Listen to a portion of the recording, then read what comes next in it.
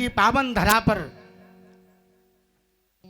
महाराज शौनक आदि ऋषि बैठे हुए हैं।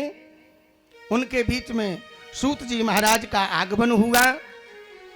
कहते हैं शौनक आदि ऋषियों ने सूत जी का अभिवादन किया, पूजन किया और मंचासीन करके और महाराज निवेदन कर दिया।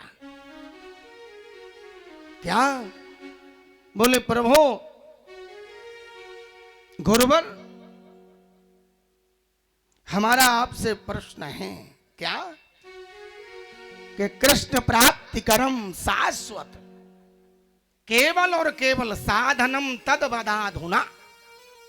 भगवत प्राप्ति का, कृष्ण प्राप्ति का साधन मुझे बताओ। तो सूत जी महाराज कह रहे हैं, अरे ऋषियों, मैं तो एक 16 साल का हूं है, और आपकी लंबी 1000 वर्ष की आयु, और आप इतना हमारा अभिवादन कर रहे हो तो ठीक बात नहीं है। तो ऋषियों ने कहा, 1000 वर्ष लंबी आयु वाले थे महात्मा नैमिषारण्य में। तो उन्होंने कहा, बोले गुरुवर सूत जी से कि धन वृद्धा बल वृद्धा आयु वृद्धास तथई बचो। कोई तो धन में बड़ा होता है ना जी, और कोई बल में, और कोई आयु में, लेकिन ते सर्वे ज्ञान वृद्धा किंकिरा शिष्य किंकिरा। अरे गुरुवर, जो ज्ञान में बड़ा होता है वो सब में बड़ा होता है। इसलिए महाराज केवल और केवल हमको भगवत प्राप्ति, कृष्ण प्राप्ति का साधन बताइएगा। क्यों? ऋषियों ने कहा है सूत जी महाराज से, हमारी जो लोगों की प्रवृत्ति है बड़ी गड़बड़ हो गई, प्रवृत्ति बिगड़ गई। केवल हम लोग समय का दुरुपयोग कर रहे हैं, सदुपयोग नहीं कर रहे। शौनकादि ऋषियों ने कहा, सूत जी महाराज, काल व्याल मुख ग्रास त्रास नरनाश हेतवे। हमारा ये जीवन काल रूपी अजगर के मुख का ग्रास बना बैठा है। कैसा बना है? काल रूपी। अब बताओ राजेश भैया, काल कहां आ जाए, किस जगह आ जाए, किस स्थान पे आ जाए? कोई पोस्ट कार्ड डाल के आता है क्या? हाँ जी या ना जी? कि टेलीफोन करके आता है यमराज के दूत के हम तुम्हें लेने आ रहे हैं जी, है? तो वही श्लोक कह रहा है, काल व्याल मुखग्रास। हम और आपका जीवन ये काल रूपी अजगर सर्प के मुख का ग्रास है।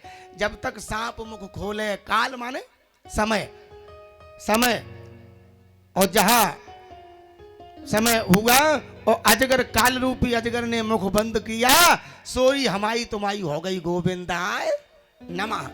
फिर तो बच्चे भी क्या कहेंगे? बोले ले चलो, बदबू आ रही है, ले चलो। अब नहीं, ले चलो, जल्दी ले चलो।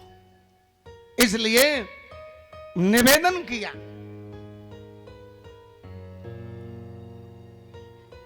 सूत जी महाराज से ऋषियों ने। तो सूत जी महाराज बड़े प्रसन्न हो गए और प्रसन्न चित्त होकर के कहा, ऋषियों, संसार का व्यक्ति चिंता करता है, करिष्यामि करिष्यामि करिष्यामि इति चिंतये और मरिष्यामि मरिष्यामि मरिष्यामि इति विस्मृतः। संसार का व्यक्ति केवल चिंतन करता है, मैं ये लूंगा, मैं वो लूंगा, मैं फ्लैट लूंगा, मैं दुकान लूंगा, मैं ये करूंगा, बस सारा जीवन इसी में निकल जाता है। लेकिन ये भूल जाता है कि मैं मरूंगा अभी। क्यों राजेश भैया? हमारे कथा के आज के मुख्य यजमान के रूप में राजेश यादव जी शपथनिक बैठे हैं, आज के हमारे यहाँ मुख्य यजमान के रूप में हैं साहब। इनके लिए जोरदार तालियां। और कैला मैया जिसको बुलाएगी वो ही आता है, हाँ, क्योंकि ऐसा कहा है कि दरबार हजारों देखे हैं पर ऐसा कोई दरबार नहीं।